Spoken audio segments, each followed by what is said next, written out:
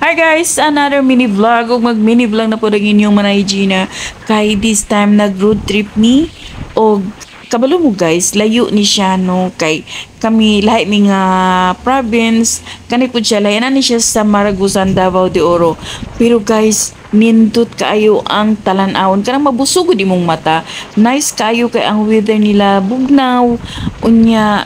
Pero sa ako first time magugong nakasakay og motor unya hadlok ba magtanaw ko sa kilid-kilid noy kasagbutan ay Diyos ko, pero safety naman siya, safety naman ang lugar kani nga lugar, dili man siya ingon nga remote area basta daghan magoy mga resort dili daghan nila aganan ba, so makalingaw makabusog sa mata o ganahan ko guys og nature lover ka ganahan jud ka malingaw ka o ma-appreciate nimo ang bukid ang mga kakahuyan o di ba.